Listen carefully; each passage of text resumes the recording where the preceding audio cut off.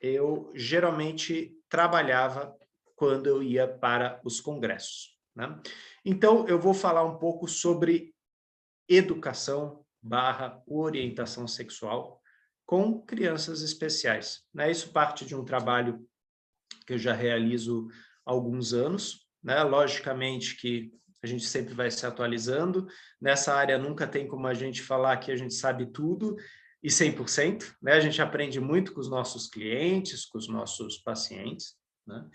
Mas eu vou dar inicialmente um plano geral, eu vou fazer uma apresentação aqui mais ou menos de meia hora, vou passar um PowerPoint para vocês, mostrar algumas imagens, apresentar isso, e depois a gente abre para as perguntas, né? Onde vocês podem participar, abrir seus microfones, trazer suas dúvidas, suas questões pessoais, tá?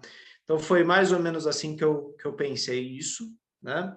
Vou compartilhar com vocês a tela aqui, só um instantinho. Provavelmente vocês estão vendo uma tela aí, deixa eu ir para a exposição em si. Helena Ventura, é você que eu estou vendo aqui na minha tela. Você está vendo essa telinha? Está aparecendo a apresentação aí? Ótimo, obrigado. Bem, então a primeira pergunta, né, que a gente colocou para essa live de hoje, sexualidade especial existe? E por que a gente colocou essa pergunta, né? Porque muitas vezes, quando a gente fala de crianças especiais, se parte do princípio que não existe sexualidade. Isso é um mito, né? Todo mundo tem sexualidade. Crianças, jovens, adultos, especiais, não especiais. A sexualidade é um fenômeno em todos os seres humanos. É muito importante diferenciar aqui para vocês sexualidade de sexo, né? A sexualidade é um fenômeno muito mais amplo, né? A sexualidade, ela envolve a nossa busca, né, por prazer, por sentido, a descoberta de nosso corpo, a descoberta das diferenças entre seres humanos, entre as pessoas, os tipos de relacionamento, sedução. Vou dar um exemplo para você. A roupa que eu uso, a roupa que você usa, também está incluída no fenômeno da sexualidade, no sentido de sedução, no sentido de prazer, de querer passar uma imagem, querer ficar bem, querer se sentir bem, né? Então, a sexualidade é um fenômeno muito amplo que está, logicamente, envolvido no nosso corpo, mente, emoção e social, né? Todos nós, seres humanos, somos seres bio, psico, sociais e espirituais. Ou seja, somos influenciados pela nossa biologia, pelos nossos contatos sociais, pelas manifestações psíquicas e também as nossas manifestações espirituais. Tendo aí, cada um tem aí a sua espiritualidade, o seu direcionamento. Sabendo que a sexualidade está presente em tudo, quando eu falo para vocês de educação sexual com crianças e jovens, muitas vezes as pessoas ficam assustadas porque elas pensam que eu vou falar de sacanagem, né? E não, ninguém vai falar de sacanagem, né? A ideia da educação sexual é a gente falar sobre os fenômenos do corpo, a gente orientar, informar e, às vezes, até prevenir certas questões. O que eu vou falar aqui não é exclusivo de pais e responsáveis de crianças especiais, tá?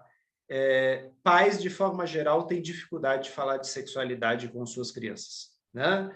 Quando começam a surgir algumas perguntas, como, por exemplo, como que o bebê foi parar dentro da sua barriga, mamãe? Por que eu tenho pipi e a outra tem xoxó? Quer dizer, quando vão surgindo essas perguntas, muitas vezes os pais falam, melhor ficar quieto, né? Deixa que a escola cuida disso, né? E a escola, né, sabendo que esse tema também é cabeludo, fala, não, a criança vai ter orientação em casa, A gente não precisa abordar isso aqui. E aí fica que nem uma batata quente, ninguém aborda o assunto, e aí quando acontece alguma coisa, às vezes todo mundo fica assustado, né? De repente a criança apresenta uma manifestação de masturbação, de exibicionismo, um exagero na sua apresentação corporal, e aí fala, e como que a gente vai lidar com isso? Né? Conversando exatamente sobre isso. E é por isso que existem os espaços de educação sexual.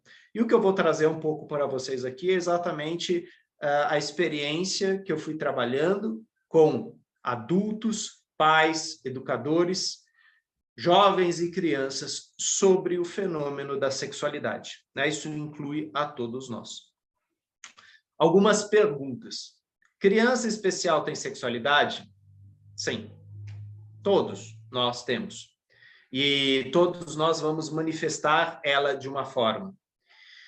Falar de sexo não vai deixar a criança tarada? Isso é outro mito que existe. Eu não vou falar para não estimular muito. Né? Logicamente, quando a gente fala sobre sexualidade com criança, a gente não vai ficar falando de sacanagem, a gente não vai ficar entrando em detalhes. A gente muitas vezes vai responder exatamente a dúvida que aquela criança tem. Como, por exemplo, a criança chega e fala, ô mãe, a cadeira tem pipi? E aí a gente responde, não, a cadeira não tem pipi. Quem tem pipi é menino, quem tem pipi é o papai, né? E a mamãe tem pipi? Não, a mamãe, aí cada família tem um nome, né? Tem uma periquita, né? Tem uma xoxoca, né? Vai explicando para a criança que existem diferenças e essas perguntas vão surgir. À medida que nós respondemos pontualmente isso, a criança ela vai desenvolvendo, sim, a sua curiosidade e confiança, porque ela percebe que ela pode abordar temas, às vezes difíceis, com seus pais. Agora, se a gente não conversa sobre isso com a criança, se a gente briga com a criança porque ela fez uma observação, porque ela comentou alguma coisa, a criança ela fica questionando o que tem aí? Que coisa é essa? De duas, uma, ou ela se fecha, se trava, e isso mais para frente vai causar outros problemas, ou ela exacerba, ela exagera, começa a se manifestar ainda mais, porque ela precisa de uma orientação, ela precisa de um direcionamento daquilo. Uma outra pergunta muito comum, mas eles são tão inocentes e ingênuos, não vou falar de sacanagem com meu filho. Exatamente, você não vai falar de sacanagem com seu filho. Né? Nós não vamos falar de sacanagem, nós vamos falar de sexualidade. Né? E a sexualidade está presente em todos nós. Logicamente que com cada um eu vou falar de um jeito. Né? Então, hoje aqui a gente vai falar dos desafios, das realidades diferentes e das possibilidades em relação à sexualidade. Como trabalhava o tema da sexualidade com crianças portadoras de necessidades especiais de maneira adequada. Como trabalhar tal temática com os pais, que se omitiram nessa tarefa, mas também se incomodam com a possibilidade de um grupo de orientação ou educação sexual. Estou falando isso porque muitas vezes esses grupos eles têm dificuldade de serem implantados nas escolas, às vezes por resistência de alguns pais ou às vezes até de educadores, né? Por isso que é importante a gente, muitas vezes, trabalhar primeiramente com a coordenação, com os educadores, com os pais, e mostrar exatamente o que vai se falar, como vai se falar. Né? Então, geralmente, a palestra que eu apresento para os jovens é a mesma palestra que eu apresento para os pais, para mostrar exatamente qual que é o conteúdo, como que eu vou falar. Né? Então, eu não vou levar objetos, eu não vou mostrar pornô, nada disso. Né? Nós vamos falar de temáticas que falam sobre o corpo, a diferença entre um e entre outro, os fenômenos do nosso corpo, as mudanças do nosso corpo, a puberdade, fenômenos como a menstruação, entre outros. Né? Como trabalhar? Bom, a próxima pergunta seria: que abordagem e materiais didáticos utilizar para realizar tal tarefa, sendo ela carregada ainda hoje de muito preconceito? puritanismo na área social, educacional e mesmo na saúde, né? A Jo já assistiu a minha palestra algumas vezes e, infelizmente, eu digo que a gente ainda tem muito preconceito nesse sentido, né? Então, nós temos muitas instituições onde há profissionais, psicólogos, assistentes sociais, enfermeiros, biólogos, professores que dão educação e orientação sexual, e tem outras escolas que não querem que isso entre e tem muita resistência, tem muito preconceito. Então, a gente trabalha sempre nessa linha, né, de levar luz aonde há um preconceito. Preconceito é se a gente falar disso, as crianças vão ficar taradinhas, né? E a minha experiência em instituições é exatamente ao contrário, né? Instituições onde as crianças manifestavam muito uma sexualidade sem orientação, a partir do momento que começou a ter o grupo de orientação, que aquilo começou a ser falado, tinha um espaço de escuta, de direcionamento, o fenômeno foi diminuindo, né? Isso eu vi repetidas vezes. Para a gente introduzir um pouco a questão da educação e orientação sexual, tá? A minha formação é psicanalítica, né? Então eu vou me basear muito em Sigmund Freud, tá? Existem outros teóricos aí que vocês podem se basear. Mas o Sigmund Freud foi um cara que, em 1905, lá em Viena, na Áustria, ele descobriu que a sexualidade não é um fenômeno exclusivo de adultos. Ele falou que crianças também têm. Isso foi um choque para a sociedade na época.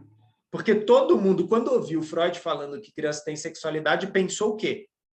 Ah, sexualidade igual a sexo, igual a pornografia com criança.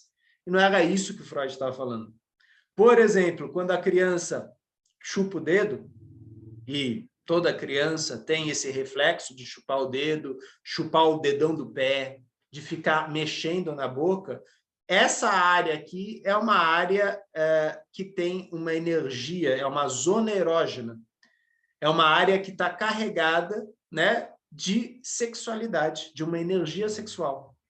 Não no sentido adulto, mas no sentido infantil. A criança tem prazer em chunchar. Ainda bem, se ela não tivesse esse reflexo, ela não desenvolveria todo o aparelho foniátrico, que é responsável pela nossa linguagem. Ou seja, todos nós chupamos dedo, mamamos, brincamos com a boca, e isso vai desenvolvendo essa área. E o Freud foi percebendo que a criança tem várias áreas do corpo dela, várias zonas erógenas, que dão prazer, alto prazer. A criança se sente bem mexendo nessas áreas. Por exemplo, estranhamente na orelha, no nariz, na boca. Então, tem um prazer aí. A gente não está falando aqui de sexo, a gente está falando de sexualidade, né? Aquela área lá embaixo, né? O pipi ou a xoxota, essa vai ser uma área que vai se desenvolver lá para a puberdade, né? Então, o Freud falou, não, existe essa área, a área genital, a zona erógena genital, mas ela vai se desenvolver posteriormente. Esse desenvolvimento ele tem a ver também com o desenvolvimento biológico da criança, tá? Todas as crianças passam por isso. Todas. Algumas crianças conseguem manifestar isso mais fácil, outras não.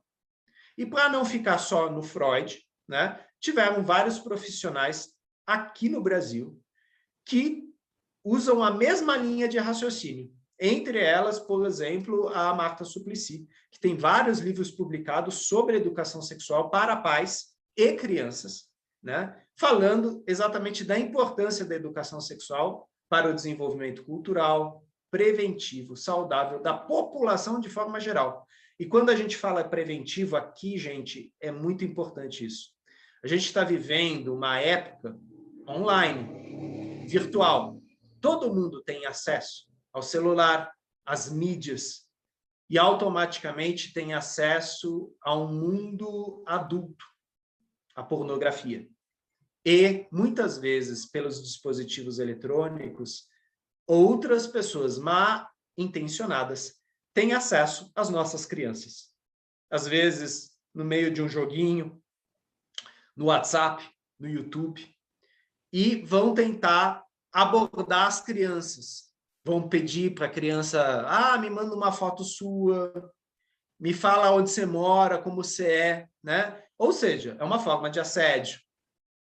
Quando a gente trabalha em educação sexual, a gente trabalha também com a criança o respeito, o cuidado com o corpo, intimidade, o que pode, o que não pode, né? As áreas que são mais protegidas, que são mais delicadas, as áreas que a gente tem que tomar cuidado para não empurrar, para não mexer, para não dar soquinho, não dar beliscão, né? Ou seja, a educação sexual é uma forma também preventiva dessa criança que vai para o mundo adulto, né? Vai entrar em contato com adultos no futuro, e para ela saber lidar com o corpo dela, com os limites do corpo dela, com as manifestações do corpo dela.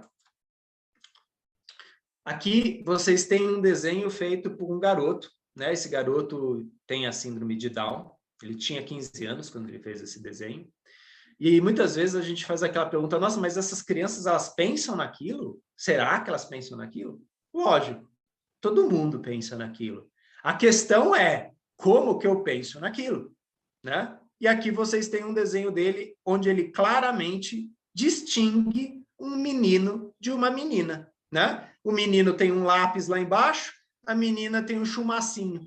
Né? E eles falavam, não, mas a menina também ela tem peitinhos, o homem não tem. Quer dizer, ele tinha uma percepção de uma diferenciação entre o masculino e o feminino, entre o homem e a mulher. Isso é uma das primeiras coisas que a gente começa a trabalhar na educação sexual, né? A questão, né, do sexo biológico, né? Como que é esse sexo biológico? O que é o menino, o que é a menina? A gente vai entrar em questões sociais também. O que é esperado do menino, o que é esperado de uma menina, a questão de gênero, logicamente numa linguagem voltada para esta criança, para este jovem. Nós adaptamos a linguagem, né? Na hora que a gente percebe que a criança, por exemplo, desenha isso, ou de repente está vendo uma revista e fala, olha, mãe, essa moça está mostrando o peito, tal, ela está entrando em contato com a sexualidade dela. Recentemente, um cliente meu, que ele tem 9 anos, chegou para mim e falou, eu estava no metrô e a fala dele foi assim, né? E eu vi uma moça mostrando a teta. Aí eu falei, não, peraí, como que foi isso?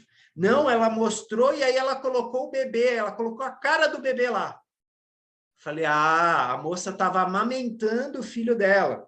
E aí eu expliquei para ele a questão da amamentação, que para ele não era nada óbvio, não era nada claro, né? Que os seios são, na verdade, um órgão que nutre, né, crianças. Ele também foi nutrido pelo seio da mãe, mas ele não lembrava, né?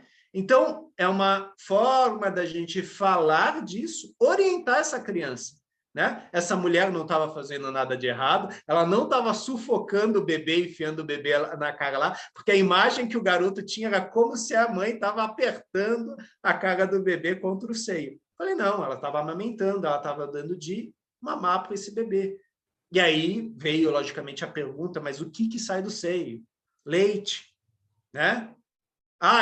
Eu tenho leite? Não, né? Mulheres, né, que são lactantes, que acabaram de ter um bebê, produzem leite. Isso é uma forma de nutrição. Quer dizer, foi falando sobre isso para um menino, né? Assim como, muitas vezes a gente vai falar para meninas fenômenos que são do universo masculino. Como, por exemplo, muitas vezes as meninas perguntam, né, de 12, 13 anos, por que os homens ficam me olhando no ônibus? Por que eles chegam perto? E aí, muitas vezes, a gente fala, então, você tem que, às vezes, talvez se afastar um pouco, chamar um outro adulto, falar, não precisa encostar, limites, fronteiras. Gente, isso acontece com adulto, né? E, infelizmente, acontece com criança, né? Tarado tem em todo lugar, né? Numa cidade como São Paulo tem bastante também, né? A gente não vai ficar caçando tarado aqui, mas a gente vai orientar nossas crianças a cuidarem, né, do corpo delas, dos avanços, das questões que elas vão ver acontecendo no convívio social delas. Né? Então, o Freud, ele falou, aqui vocês têm outro desenho feito por um outro garoto, onde também a gente tem claramente uma diferenciação sexual. Esse garoto, ele tinha 12 anos. Né? O Freud falava que a investigação sexual infantil, né, quer dizer, essa coisa da criança, de repente, perceber que a mamãe estava barriguda e depois não estava mais barriguda e tinha uma criança em casa e a mamãe falou, esse é seu irmão, a criança faz uma relação, mas peraí, barriga grande, agora a barriga não está mais grande, agora tem um irmão? Como assim? E a pergunta por trás disso é de onde eu vim, né? De onde eu vim? Dentro? Como eu fui parar dentro da mamãe? O que o papai tem a ver com isso? A criança, ela começa a investigar. Crianças são pequenos cientistas. Quando eu estou falando de criança, eu estou falando de toda criança, sem exceção. A criança observa o mundo o tempo todo. E ela vai tirando conclusões. Quando ela pergunta, é porque ela tem uma dúvida na observação dela. Ela tem muitas dúvidas. Mas é fantástico quando ela pergunta, porque é a chance que nós adultos temos de traduzir a realidade. De, às vezes, mudar certas fantasias que a criança tem, como, por exemplo, uma fantasia muito comum das crianças, é que os bebês são evacuados. A lógica infantil é essa. Como que faz para sair alguma coisa de mim? Eu vou no banheiro. Da onde veio o meu irmão? Foi evacuado. Essa é uma fantasia, né, da criança em relação à gravidez.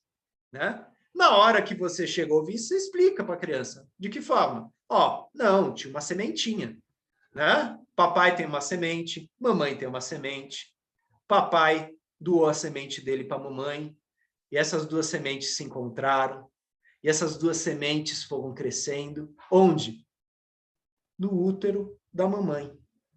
E quando cresceu, a barriga da mamãe cresceu. Quer dizer, a gente usa uma linguagem próxima. A gente vai usar desenhos, a gente vai usar gravuras na linguagem da criança, no que é acessível para a criança.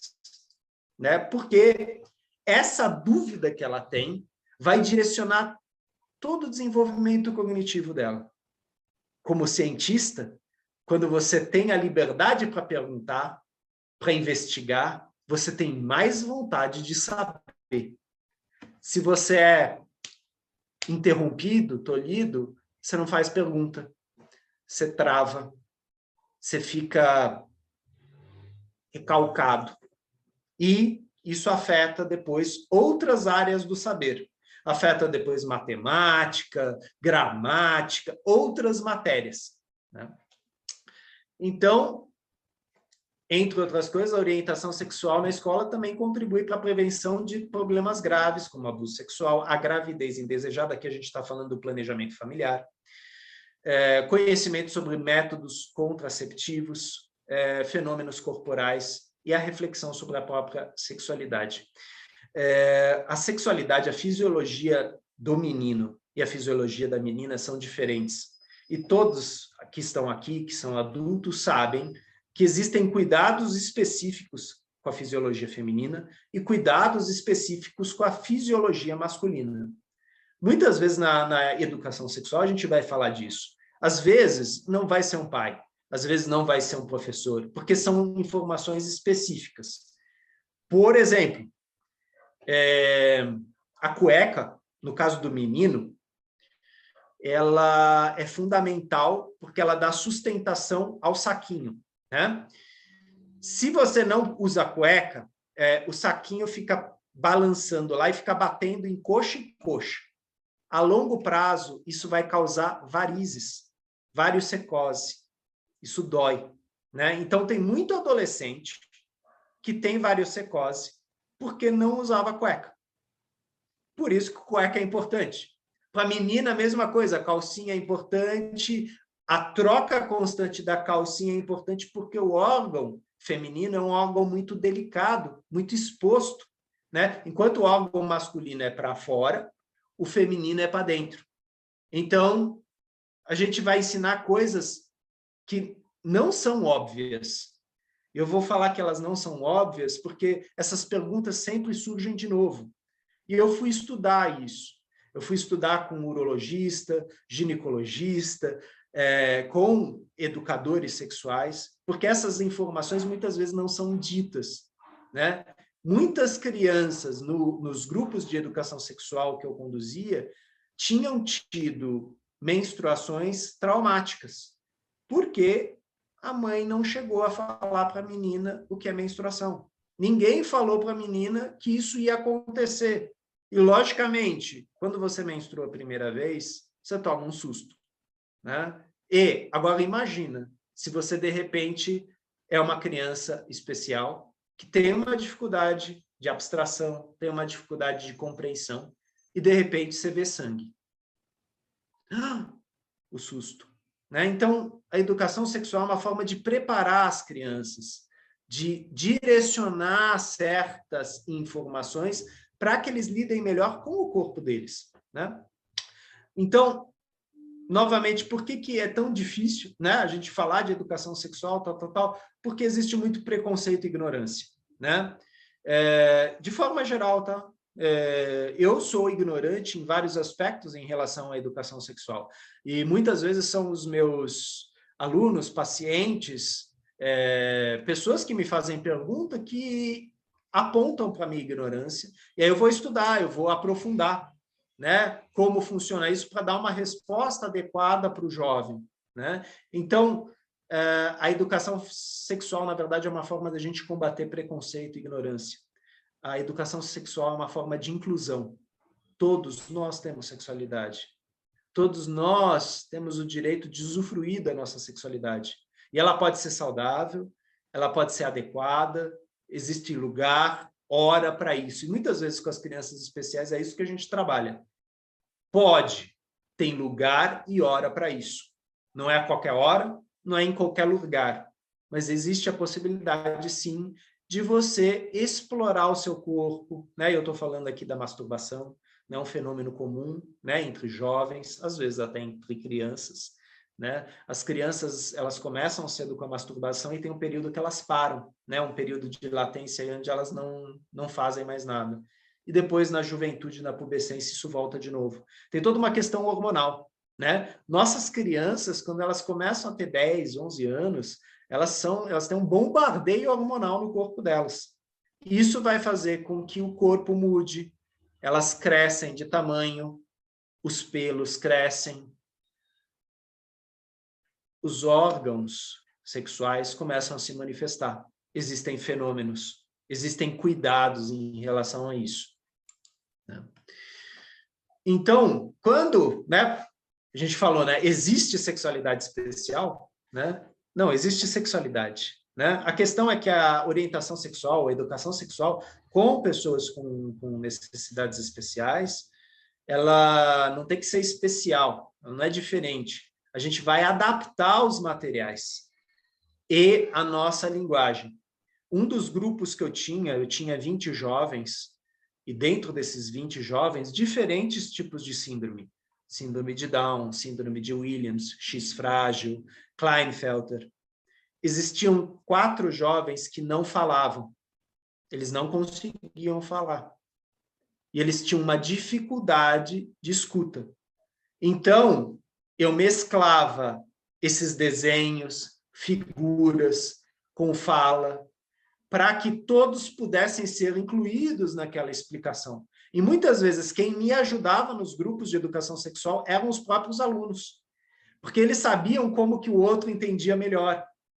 Eles mostravam, apontavam, às vezes alguns dominavam sinais, mas assim, eu não estou falando de libras, sinais específicos que entre eles tinham de comunicação. Né? E eu podia perceber que realmente eles estavam fazendo esse trabalho por causa da forma como aquele jovem demonstrava a compreensão em relação ao material. Né? Que quando eu mostrava uma segunda, terceira, quarta vez o material, ele já tinha noções e ele demonstrava da forma dele, através de desenhos, que ele tinha entendido.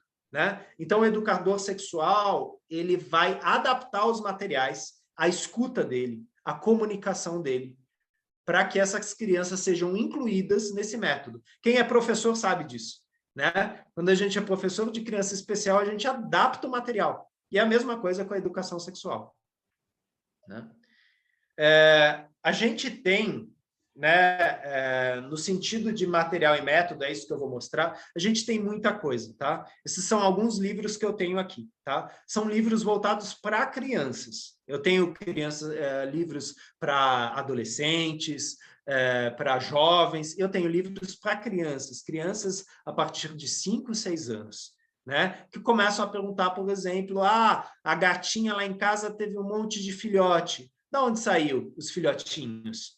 Né? Então, são livros que mostram a questão da educação sexual através de animais. Né? O porquinho, o cachorrinho, o cavalo.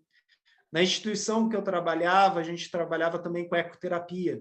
Então, muitas vezes, a gente tinha um potro lá. E as crianças perguntavam, nossa, o que o potrinho está fazendo? Ele está mamando na mamãe. Novamente, explicar a amamentação para as crianças. E muitas vezes na natureza é visível a diferenciação sexual, né? Entre um cavalo, entre uma égua, né? Então, tudo isso eram coisas observadas e trabalhadas com as crianças. Mas, assim, para vocês pais, para vocês educadores, nas livrarias, e hoje em dia nem livrarias, você entra na internet, Saraiva, outras grandes livrarias, tem material específico de educação sexual. E aí vocês podem procurar essas que são mais baseadas em figuras, tá? A gente não trabalha com foto, tá? Porque não é adequado, e isso, logicamente, vai além de expor, né, jovens e crianças, acaba sendo configurado como uma espécie de abuso, né, de exploração. Né? Então, não são fotos, né? Não é revista de mulher pelada, não. São figuras, são imagens que falam de temas como, por exemplo, diferenças e semelhanças, a magia da vida, que é um livrinho que fala como o bebê se desenvolve dentro da barriga da mamãe. Tem um outro livro que fala exatamente como que a semente do papai encontra a semente da mamãe. Quer dizer, são materiais e disponíveis para todos nós, educadores e também pais irresponsáveis. Né? Logicamente que eu indico para todos os pais, antes de darem um livro desse para suas crianças, lerem ele primeiro. Né? Porque a criança ela vai ler, ela vai te perguntar. Né? Então é legal você ler, ou ler junto com a criança, ou você lê primeiro, dá uma folheada, né? Porque existem alguns materiais que, de repente, vão gerar dúvida para os pais. E é legal os pais tirarem essas dúvidas antes, né? E até para não cair numa saia justa, né? Esses materiais geralmente são muito didáticos, muito pontuais.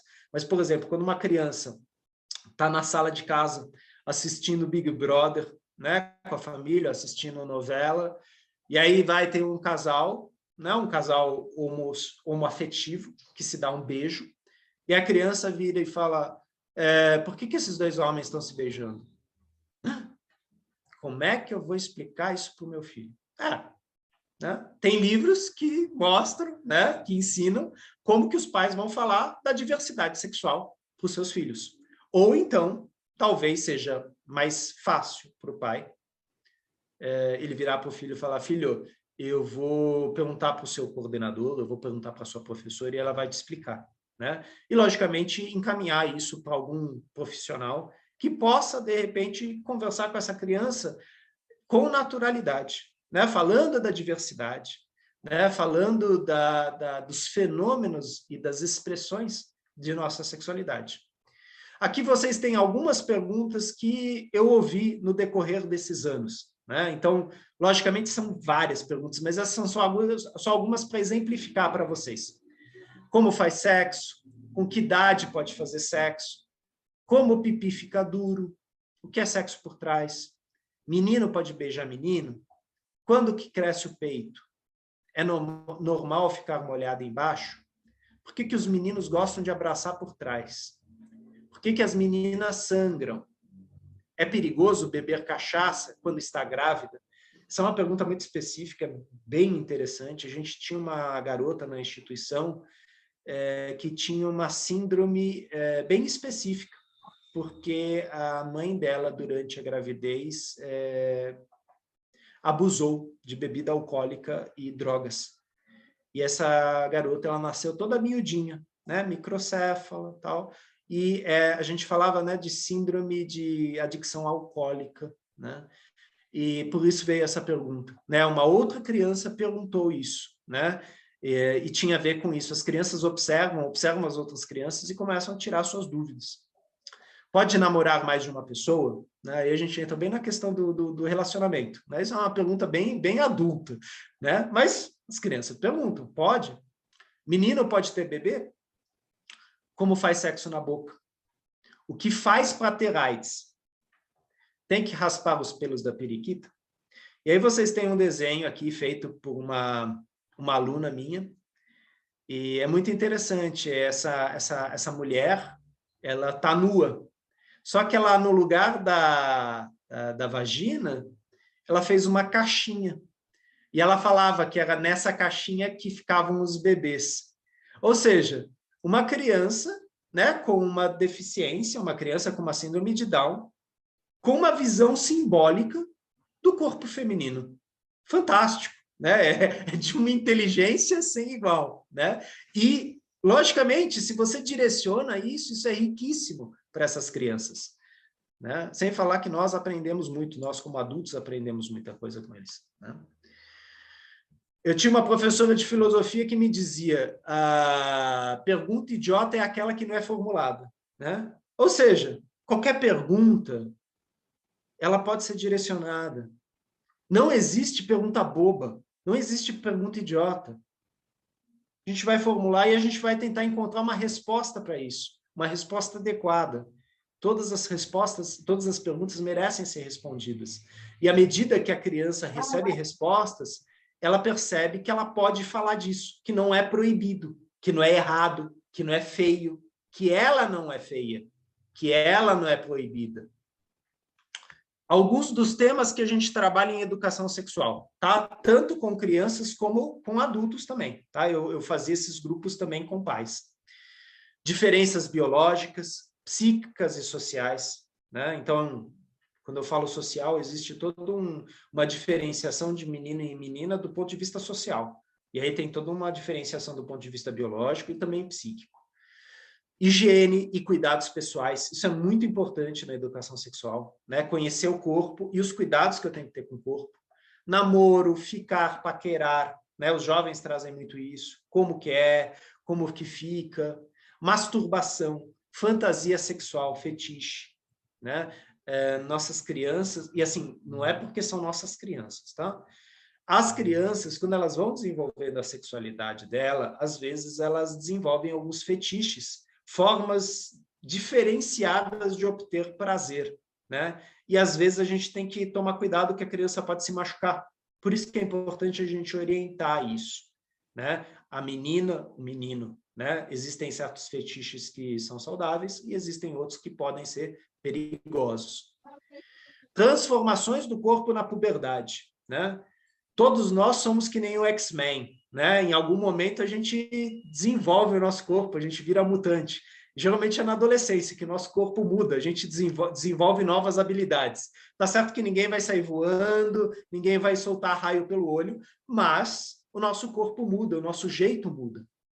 Menstruação, intimidade. Intimidade é um tema super importante, né? Para a criança saber que existe um lugar onde ela pode manifestar sua sexualidade com segurança. E existem lugares onde ela está exposta, onde não é adequado, né? Então, por exemplo, eu vou para a sala de aula vestido, com roupa, eu não vou pelado. Porque se eu for pelado, eu vou estar me expondo. E, de repente, me expondo em relação aos meus colegas, me expondo em relação aos professores, aos pais. Né? Então, existem lugares onde isso pode ser feito, outros não. Virgindade, desejo sexual, iniciação sexual, métodos contraceptivos. Antigamente, a gente falava de DST, doenças sexualmente transmissíveis. Hoje, a gente fala IST, infecções sexualmente transmissíveis. Eu prefiro DST, mas tudo bem, né? Atualmente se fala IST. Planejamento familiar, gravidez, desenvolvimento infantil, diversidade sexual, pornografia, prostituição e erotismo. Né? Hoje em dia isso é um tema muito comum. As crianças com seus celulares, elas têm acesso a muito material pesado, né? Com a internet, etc. E às vezes a gente tem que abordar esse tema que é tão cabeludo. Abuso, exploração e assédio sexual. Né? Hoje a gente tem falado bastante da questão da pedofilia, por exemplo. Né? E com essa pandemia, infelizmente, os casos de violência sexual contra crianças aumentaram muito. Eu não estou falando do Brasil, estou falando da Europa. Uma pesquisa recente na Alemanha e na Áustria mostraram isso. Né? Então, aí são adultos que precisam de educação e de orientação. Né? Isso daí não tem nada a ver com criança. A criança não é culpada por isso. A criança está aprendendo, está desenvolvendo o seu corpo, a sua sexualidade. O que a gente conquista, o que a gente ganha fazendo uma educação sexual com a criança? Né? Geralmente os fenômenos de exibicionismo, sexualidade exacerbada diminuem. Existe maior respeito frente ao colega. Por quê? A partir do momento que a criança percebe que o adulto respeita ela e a dúvida dela, ela também respeita o adulto e as dúvidas dos outros colegas. Despertar de interesse e curiosidade por temas gerais. Quando a gente fala de educação sexual, a gente fala de biologia. E quando a gente começa a responder essas perguntas, outros interesses também surgem por outras matérias. Isso é muito interessante observar nas escolas. Informações e conhecimentos sobre temas ligados à sexualidade, de forma geral. Temas como homossexualidade, bissexualidade, abuso sexual, pedofilia, direito da criança e do adolescente. Isso está muito em pauta hoje em dia e é importante. Isso as crianças observam na sociedade. E elas vão perguntar sobre isso. Maior proximidade dos pais com os educadores, porque os pais acabam se inteirando de como que o educador está trabalhando isso. Muitas vezes o educador leva questões para os pais levam para o educador, então forma uma aliança mais forte. Busca por parte de pais e educadores para educação sexual e orientação familiar.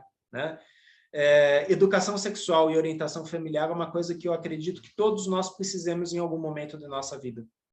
Muitas vezes eu trabalho educação sexual com casais, porque existem problemas no casal. E aí a gente vai falar sobre a sexualidade com o casal. O espaço aberto de conversa, debate e troca. Isso são alguns dos ganhos que a gente tem com a questão aí da sexualidade. E esse é o último slide, que é alguns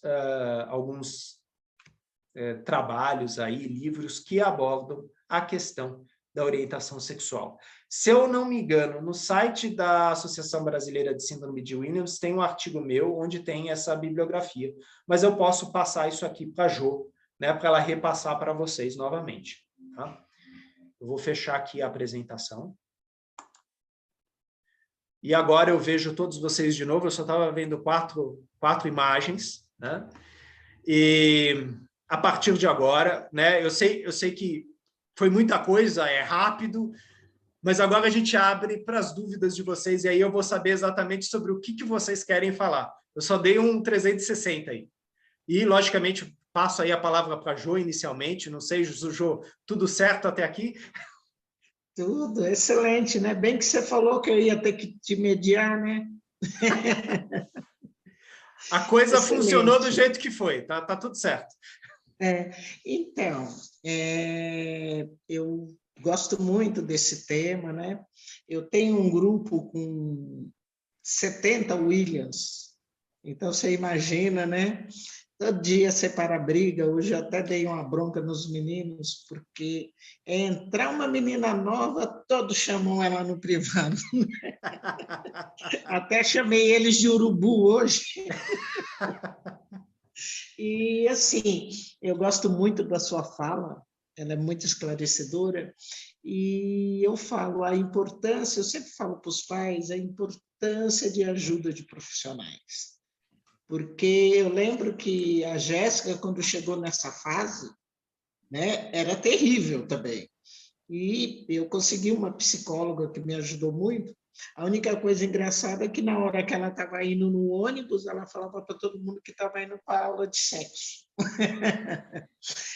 Então, antes da gente abrir para as perguntas, eu vou passar para o Maurício, que como eu tenho TDAH, Eu tenho muita dificuldade com esse negócio de ficar lendo. Então, o Maurício anotou todas as perguntas, nós vamos fazer. E até aqui no grupo, né, nós temos mães, eu não sei se os casais estão já casados, tudo, então eu acho também muito legal, e para mim isso é uma conquista muito grande, né? Eliana, Étula, né? Porque eu lembro que quando a Jéssica começou a namorar aos 16 anos, o mundo inteiro resolveu falar para mim que a Jéssica não podia namorar. E eu não entendia por quê, né? Aí até perguntei, mas é porque ela tem síndrome de William. Porque eu falei, gente, eu vejo meninas, às vezes, com 13 anos já com filho, a minha com 16 anos está começando a namorar. Então, assim, eu vejo também nos grupos as mães tentando infantilizar os filhos, achando que se infantilizar não vai acontecer. E é natural. Ou mães chamando homens de meu bebê, né? Dando brinquedo, essas coisas, né? Então, né, eu gosto muito de ouvir você falando. Vamos passar para o Maurício e depois a gente segue o debate. Tá bom. Tudo bem? Vocês estão me escutando? Temos. Ok. Eu vou... Desculpa. Eu vou aqui falar as perguntas, né, mandadas pela Silvana, né, que é ela que seria a mediadora no caso, tá? Não dá para enxergar o Maurício. Desculpa, eu estou com a câmera desligada aqui. É que o Maurício é invisível mesmo. Se quiser, eu posso ligar a câmera, é que eu tô meio descabelado, aí eu acho que vai assustar um pouquinho. Aqui, só um momento. Ok, tá bom? Então, a primeira pergunta refere-se ao seguinte: a partir dos 3 anos, a criança começa a descobrir o corpo dela e percebe uma sensação diferente quando toca nos órgãos genitais. As crianças com deficiência têm essa descoberta na mesma idade? Legal. É uma pergunta geral, né? Logicamente, quando a gente fala dessas idades, existe uma certa generalidade, mas sim, existem crianças especiais que vão, assim como todas as crianças, vai de repente, por causa da fralda ou por causa da cueca, vai dar uma ajeitada lá no campeão, e aí percebe que, opa, olha só, tá diferente isso aqui, e vai ficar brincando, vai ficar mexendo. Né? Isso existe. Logicamente que quando o menino ou a menina faz isso, não é a mesma coisa que um adulto. A criança ela está descobrindo que o corpo dela reage à mão dela, reage ao estímulo que ela faz. Isso é prazeroso. Né? Eu tenho um paciente que, devido à síndrome que ele tem uma síndrome que chama Peltier-Savier. É uma síndrome mais rara. Ele demorou para desenvolver muitas questões hormonais. Então, ele teve uma imaturidade fisiológica, automaticamente também uma imaturidade no desenvolvimento sexual dele. Então, ele foi se interessar por isso lá pelos 11, 12 anos. Né? Ele não teve o fenômeno antes. Agora, a gente não pode generalizar. Né? Tem crianças que desde muito cedo já mexem, e aí, aqui eu falo de diversas síndromes, diversos quadros. A questão é, quando a gente vê isso, né, essa cena, é uma oportunidade da gente orientar a criança, às vezes, a falar, de repente está lá no ônibus, né, brincando de elástico, né, puxando assim, né? A gente fala, então, aqui não, tá? Guarda, né? Chegando em casa, você brinca. Inclusive, a gente pode falar, não puxa muito não, que você vai fazer dodói, tá? Geralmente, o menino, quando ele é pequeno, o bagulho é bem elástico, mas nem por causa disso. Às vezes eles puxam com força e a gente precisa falar, toma cuidado, esse brinquedinho pode machucar, né? Então, não é que você está fazendo algo errado, mas assim, faz com delicadeza, né? Seja gentil com o seu corpo, né? Ó, você tem o teu quarto, você tem o toalete, tem a hora do teu banho, você pode mexer, né? E quando a gente percebe que a criança está fazendo um movimento assim, isso é um dado importante aí, Maurício. A gente fala para ela, ó, você pode mexer, né? Ninguém mais pode mexer. Às vezes a mamãe e o papai vão te ajudar a limpar, tá? Porque a criança às vezes vira assim e mostra aí o campeão para a mamãe e fala, ó, mamãe, como tá? A mãe fala, ah, legal, né? Você não quer mexer? Não, mamãe não quer mexer, né? Isso daí é seu, você pode brincar, mas a mamãe não vai mexer. Por que que eu falo isso? Porque senão a criança interpreta que é normal, é natural a mamãe ficar manipulando ele. E, logicamente, quando é uma questão de higiene, de saúde, é uma coisa. Quando você já percebe que a criança ela está explorando o corpo dela, é legal ela explorar ela mesma, né? E falar para ela, falar, olha, pode ser que você esteja com um amiguinho da mesma idade, tal, toma cuidado, né? Não no sentido que o amigo vai fazer alguma coisa, mas assim, toma cuidado para vocês não se machucarem. Agora, se vier um amiguinho mais velho, uma amiguinha mais velha, você fala que não, né? Então, a gente começa a falar de barreiras, né? Então, crianças da mesma idade fazendo pega aqui, pega ali, é comum, acontece.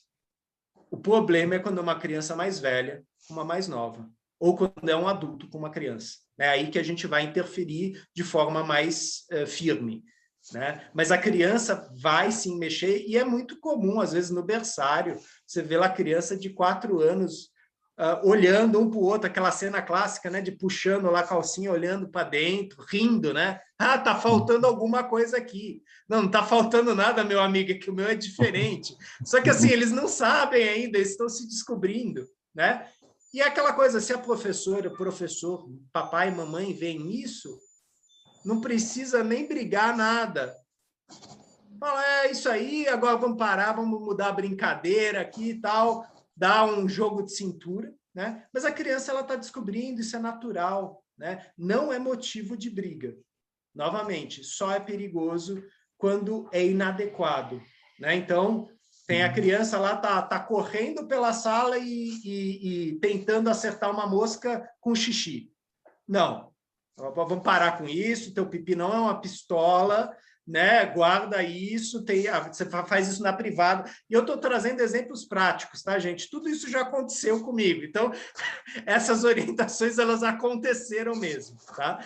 Porque a sexualidade é uma coisa incrível, ela muda o tempo todo, tá? Então, eu acredito que mais ou menos responda, sim, vão ter crianças que vão manifestar aos 3 anos, vão ter crianças que vão manifestar depois, vão ter crianças que a mamãe vai falar, ih, meu filho não tem sexualidade. Não, às vezes demora mais. Certo. A próxima pergunta, né, acredito que você acabou dando uma pincelada assim por cima, né, que é com relação ao acesso, né, às vezes muito expositivo, né, dos conteúdos, de conteúdos pornográficos, né, de sexo, e que eles estão bem explícitos, né, tem uma exposição muito grande na internet, televisão, né, e assim, como que as crianças, os adolescentes, os jovens com deficiência, eles têm lidado com essa, como se diz, essa grande exposição, né, de informação, né? Sim. Vou dar um exemplo que aconteceu na instituição, vou dar 2 exemplos, tá? Na época estava passando, alguns de vocês vão se lembrar, a série Rebeldes na TV, né? A série mexicana Rebeldes. E assim, as crianças adoravam, os jovens adoravam. E o que eles faziam? Eles imitavam, exatamente igual. Então, as meninas achavam que era um Lupita, os meninos achavam que era um namorado lá, Lupita, e, bom, vocês já sabem o que acontecia, né? Que era pega aqui, toca ali e tal. Então, a gente teve que interferir no sentido de, ok, não é para reproduzir do mesmo jeito, né? Primeiro, porque aquilo lá era uma série, e aquela série ela tinha alguns exemplos inadequados, né? Mas a gente foi orientando isso, né? Ó, aqui na instituição não pode fazer assim, não pode se expor dessa forma. Agora eu vou trazer um outro exemplo, esse é um exemplo bem específico, tá? Eu não estou falando de vocês aqui, foi uma questão bem específica que aconteceu. A gente tinha um garoto de 13 anos que se masturbava muito em sala de aula, e as professoras já tinham tentado de tudo, tipo, vai no banheiro, para com isso, gritaram com ele, tentavam colocar de castigo, e o moleque toda vez lá estava, né, pronto. E aí eu chamei os pais, né, e falei, ó, está acontecendo isso, né? Isso acontece em casa. Aí os pais falavam, não acontece, tal. Eu falei, então, porque ele tem uma sexualidade exacerbada, ele faz questão, né, de mostrar para a professora, para os amiguinhos, que ele está lá brincando, e de algum lugar ele tem isso. Aí o pai virou e falou, deve ser os pornô. Aí eu virei e falei, tá, mas tipo, teu filho tem 12 anos aí, como assim deve ser os pornô? Né? Ele tem acesso a isso? Não, é que eu assisto. Aí eu tive que entender como funcionava isso. Né? Eles moravam numa casa que tinha um cômodo apenas, não tinha separação de quarto, banheiro, nada disso. O pai assistia pornô. E assim, era uma televisão, os filhos estavam todos lá, e o pai assistia pornô, e de vez em quando ele se animava com pornô. As crianças estavam vendo isso. Né? Então a mãe estava lá preparando o feijão, o pai estava, né? E a criança observando. E aí eu falei para o pai, então, não dá para passar uma cortina, um lençol, né? Para você tentar, né, assistir sozinho isso? Ele dá. O senhor acha que é importante? Eu falei, eu acho que é importante sim, né? Criar esse ambiente mais, né, intimista para você, porque o moleque ele estava reproduzindo, não era maldade, né? Ele não era perverso, nada disso. Ele via em casa, estava fazendo na escola. E na hora que eu conversei com o pai e tal, depois eu chamei o garoto, falei, conversei com seu papai, tal, certas coisas vão mudar, lembra que não é para você ficar brincando com o seu pipi em sala de aula, tal. O fenômeno parou. O pai também conversou com ele e tal. Ou seja, a orientação teve que ser feita primeiro na família, né? E muitas vezes tem essas coisas, as pessoas não questionavam isso, elas não percebiam que havia algo lá. Depois que foi orientado, fenômeno parou, ou seja, teve um direcionamento melhor. Né? Infelizmente, hoje, com os celulares, com os tablets, as crianças têm acesso a coisa muito mais pesada. Né? E eu não estou falando de rebeldes, eu estou falando de Xvideos, RedTube. A criança entra em site pornográfico. E assim, é péssimo a criança aprender sobre sexo naqueles sites, porque, infelizmente, aquilo é misógino, violento, pervertido. Tá? Nenhuma criança vai aprender nada lá. Sim, houve toda uma geração que aprendeu sexualidade com pornô. E essa geração foi prejudicada também porque o pornô ele alimenta expectativas que não existem. Né? Desde o tamanho do pipi até como que você vai fazer a coisa. Quer dizer, é muito violento, é muito misógino, não é adequado. Né? Então, o que eu tenho orientado nas escolas é quando se percebe, eu estou falando de forma geral, tá? Em todas as escolas. Quando se percebe que a criança está tendo acesso a isso, isso precisa ser levado para a educação sexual. E precisa ser falado com a criança. Olha, isso aqui é um conteúdo inadequado. Você quer falar sobre sexo? Vamos falar sobre sexo. Quer falar sobre sexualidade? Vamos falar sobre sexualidade. Mas o pornô faz mal, né? E quando eu falo que faz mal, é aquela coisa, gente, alguns que estão aqui, assim como eu, são adultos, sabem diferenciar fantasia de realidade. As crianças ainda não sabem. Então, elas absorvem aquilo como uma realidade. Então, vocês podem imaginar os monstros que ficam na cabeça dessas crianças. Né? Então, se a pornografia pode fazer mal para um adulto, quiçá uma criança, quiçá um jovem. Então, por isso, a gente toma todos os cuidados possíveis nesse sentido. Acho que é isso, Maurício. Eu acho que já linkando, né, com a questão que você estava comentando, né, sobre os pais, e a Jo também estava começando a falar sobre, né, que muitos pais têm uma certa dificuldade, né, em encarar a vida sexual dos seus filhos com deficiência, acreditando que eles não têm ou não podem ter, né, o desejo pelo sexo, né? O que você diria para esses pais, né? E aí eu gostaria também já de emendar, né, que o mesmo comentário da Cássia Canato, ouço muitos pais chamando seus filhos com deficiência muitos, até os jovens, de anjos, né? Usar essa linguagem não é negar a sexualidade, afinal, anjos não têm sexo, né? Perfeito, perfeito. Inclusive, a gente tem uma profissional que agora eu não me lembro o nome, ele escreveu um livro chamado Rompendo o Preconceito, Sexualidade na Deficiência Mental, onde ela fala dessa coisa que muitas mães, muitos pais, muitos educadores tratam crianças especiais como anjos, e é uma forma, assim, de negar a sexualidade. Não tem nem masculino nem feminino, é assexuado.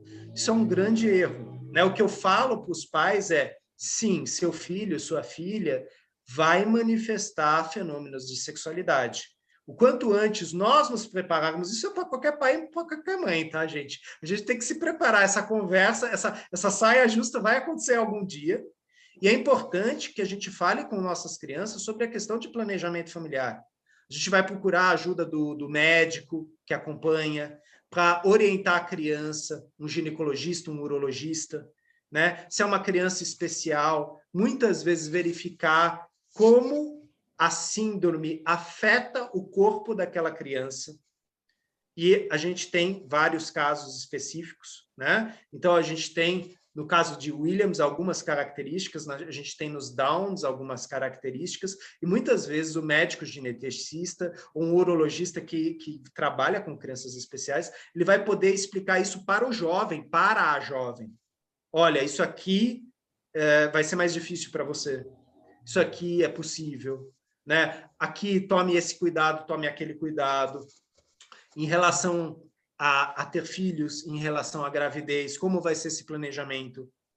Quais foram os cuidados, né, que muitas vezes os pais tiveram em relação à aposentadoria, em relação ao futuro financeiro, né, dessas crianças? Quer dizer, tudo isso está dentro dessa temática da sexualidade.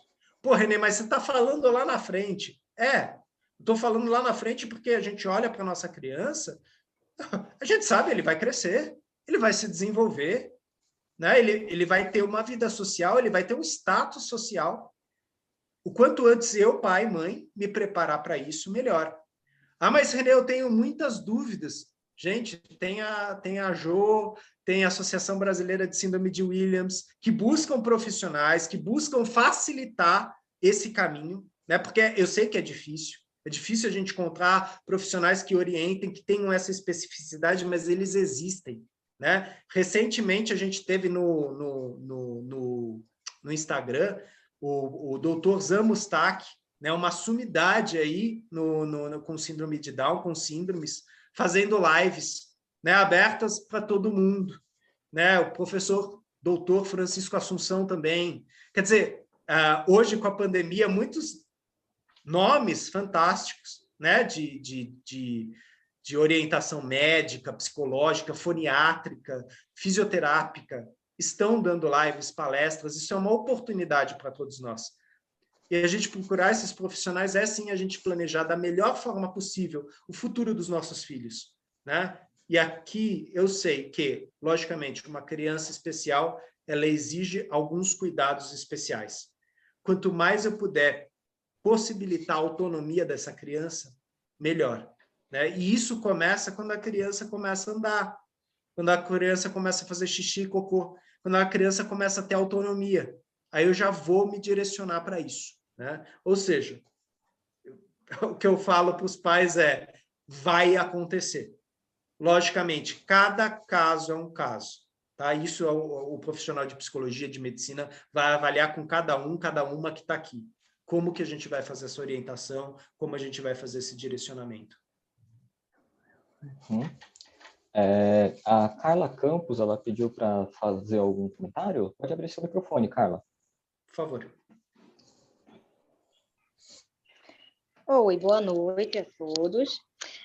Falando sobre fetiche, eu tive um problema, estou tendo, na verdade, com meu filho, que tem síndrome de Williams, ele tem 16 anos, e aos 13 ele começou a vestir roupas, e ele se excitava com isso. Começou com roupas, vestidos, quando ele via alguma menina de vestido longo, e começou a pegar meus vestidos, então eu parei mais de usar vestidos, porque eu percebia já olhares diferentes, e fui explicando que não podia, enfim, cheguei a proibir mesmo. Depois ele passou a vestir as fantasias da irmã menor, rasgando muitas fantasias dela, inclusive, e roupas comuns, até farda da escola, enfim.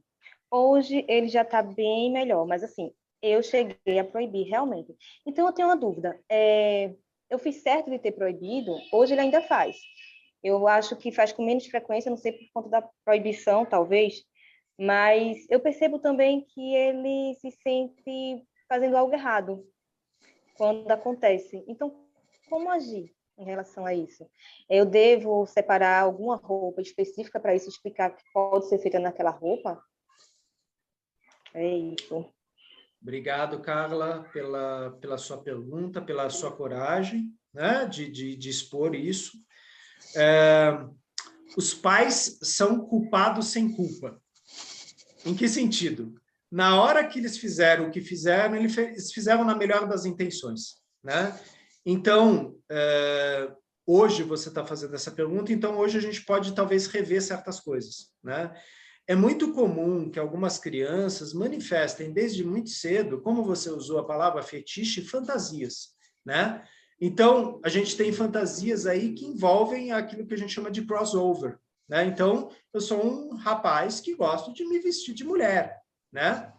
Isso pode ter relação com a orientação sexual ou não. Isso pode ser simplesmente uma expressão sexual.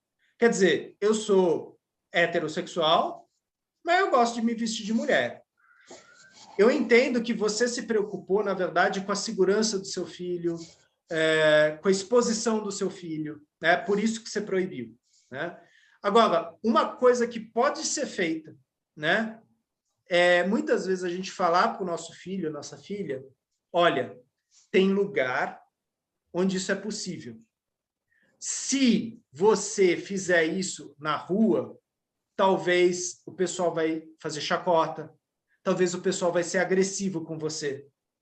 E a mamãe não quer isso para você, né? Mas, se você quiser fazer teatro aqui em casa, né? Você pode usar esse termo, fazer um teatro, se fantasiar, né? Testar a maquiagem, né? Vai ter um horário aí para você poder fazer isso, para você poder praticar isso. E, logicamente, vai vendo como que isso vai evoluindo, né? Existem muitas questões que envolvem as síndromes, né? E agora eu falei no plural, né? Porque isso não é específico de uma síndrome, onde a orientação sexual ela não é clara. E, muitas vezes, existem fantasias transexuais, tá? Isso é trabalhado pelo psicólogo, pelo neurologista, pelo psiquiatra, né, para que a criança, para que o jovem, a jovem, possa manifestar da forma mais saudável possível a sua sexualidade. A gente sabe, nós aqui sabemos, que o fato de você se dizer bi, homo ou hétero é um problema seu. Ninguém tem nada com isso. Só que a gente sabe que na nossa sociedade não é assim, né? Esse público sofre, existe preconceito. E a gente vai tentar proteger, né, nossos filhos, nossas crianças disso.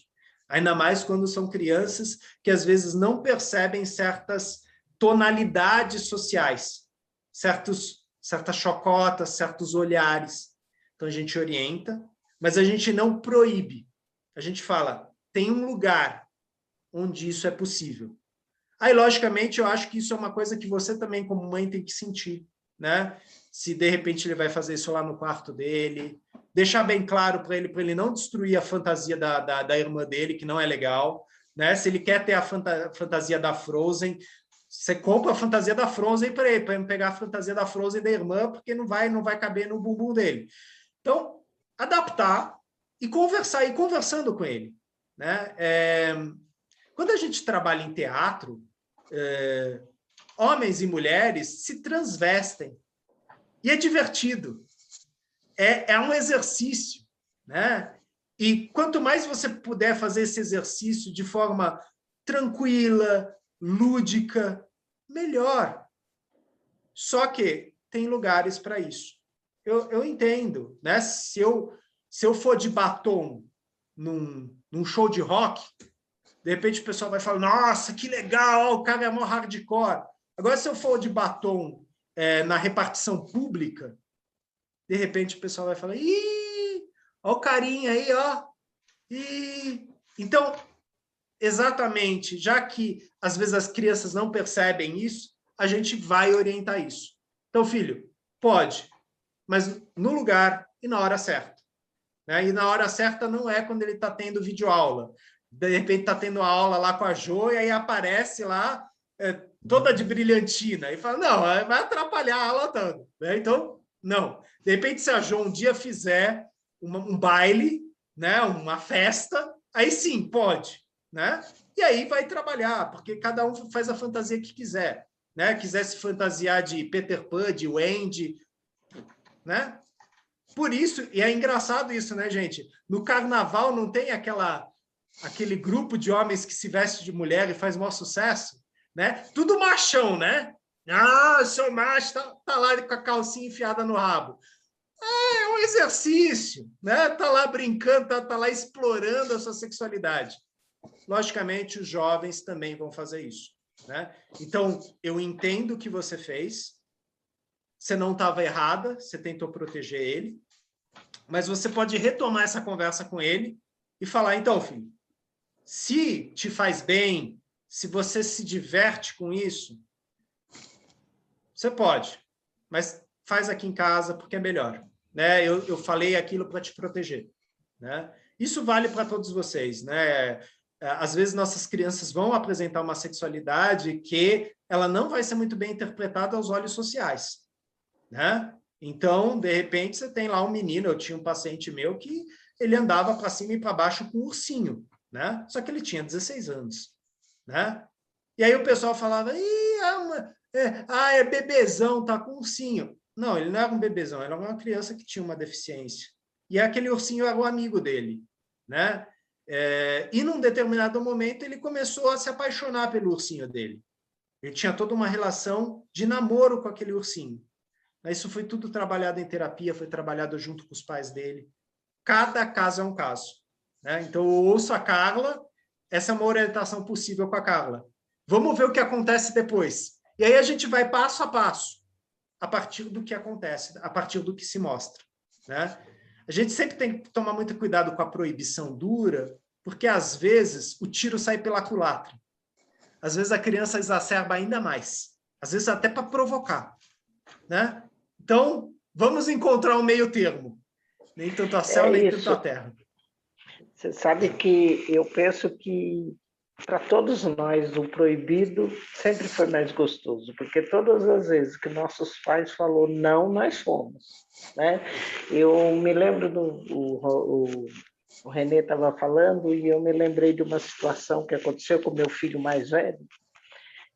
Me chamaram na escola para me entregar um monte de revistinha pornográfica. E era aquela revista bem pesada. Né? Imagina a minha cara, e a diretora ama isso, né? Me entregando. Aí cheguei em casa, fui conversar com ele, tudo. Né? Você gosta? Gosto. Então vamos fazer assim, a partir de agora eu vou comprar. E eu criei ele sozinha, né? E aí, imagina a minha vergonha de ir lá na banca comprar aquilo. Uhum. E, olha, por 2 vezes, aí né, eu falei, você não vai mostrar para os seus irmãos, não vai levar para a escola, e combinamos um lugar no guarda-roupa, debaixo da gaveta, para ele guardar. Eu comprei 2 vezes, depois disso, ele não quis mais saber. Então, enquanto era proibido, era gostoso. Uma outra coisa é, a Jéssica, ela queria ter, quando casasse, queria ter trigêmeos com o Williams. Eu sempre falava, Jéssica, você vai morar do outro lado da cidade, porque com 3 chorando, porque o Williams chora, que é uma beleza, né? E ela não entendia. Aí eu arranjei um filhote de cachorro para ela cuidar, recém-nascido, que ela tinha que dar mamadeira. O cachorro chorava à noite, eu acordava ela para ir cuidar. 3 dias, a Jéssica chegou e falou, mãe, vamos devolver ele? Aí eu falei, nossa, Jéssica, eu devia ter te devolvido. Falei, mãe, não devolve, filho. Aí eu falei, nossa, se o cachorro não toma banho todo dia, o cachorro não usa fralda, eu fico te imaginando, o cachorrinho anda, você com 3. Ela olhou assim, ligou para o namorado, Tiago, quando a gente casar, eu não quero ter filho, porque criança enche o saco, chora e caga e come, que é uma beleza. Acabou. Então, a partir disso, ela quis evitar pensar em não ter filhos, tudo isso. Então, muitas vezes, toda vez que eu falava não, não, ela insistia, ela me afrontava, né? Sim. É um ótimo exemplo, né? Quer dizer, muitas vezes isso que você fez, Jô, bem legal, né? Quando a gente possibilita que uma criança cuide de algo, de um peixinho, de um cachorrinho, de um canarinho, a gente está mostrando para ela a questão do cuidado. O bichinho tem que comer, tem que limpar o cocôzinho e tal. É uma forma da criança entender, muitas vezes, o cuidado que a mamãe, que o papai tem com ela. Né? Então, esse teu exemplo, João, é maravilhoso. Na escola, a gente não faz a questão do feijãozinho, coloca o feijão lá, a criança vai lá, dá água, tal, tal, tal, e aí a criança vê o que é cuidar de algo. Se eu não der água, não cresce. Se eu der água demais, também não cresce. Né? Ou seja, cuidados. Né? Esses exemplos são ótimos.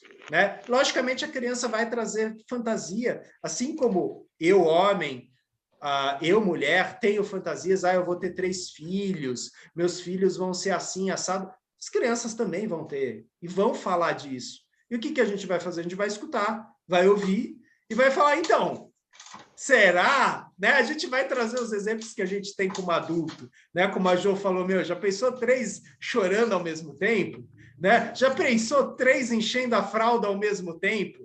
Né? Então, são exemplos práticos que a criança ela para e pensa, fala, é mesmo, né? Dá trabalho. Dá trabalho. Isso não quer dizer que você não vá ter, mas, né? Tô te dando uma perspectiva adulta aqui, né? Porque, logicamente, a criança não gosta que a gente fale, porque você é criança e você não entende. Não. Fala para ela, então, é que no mundo adulto é assim. E ela vai entender. Em vez de falar, você não entende, você dá um exemplo prático. E aí ela vai te responder se ela entende ou não entende. Se faz sentido para ela ou não, que nem a Jéssica fez contigo. Tipo, não. não quero mais não. Essa brincadeira tá muito chata. Maurício, tem mais perguntas? Sim. Eu vou até abrir aqui um parênteses, né, que acho que é o desenvolver da conversa, né, ela acabou já meio que já respondendo muitas das dúvidas aqui que a Silvana acabou mandando. E aí eu gostaria de elencar, né, que eu acabei deixando passar, mais uma pergunta da Viviane Fernandes, bem no começo, né, Renê, como orientar as crianças para não aceitar carícia de pessoas mesmo próximas devido ao índice alto dos abusadores ser pessoas do convívio familiar? Perfeito. Eu quero fazer uma fala dessa, porque, assim, os Williams, eles são muito comunicativos e muito sociáveis, né? Então, todo mundo é amigo, todo mundo, né? Então, acho que vai junto. Sim. E é aquela coisa, né, Jô?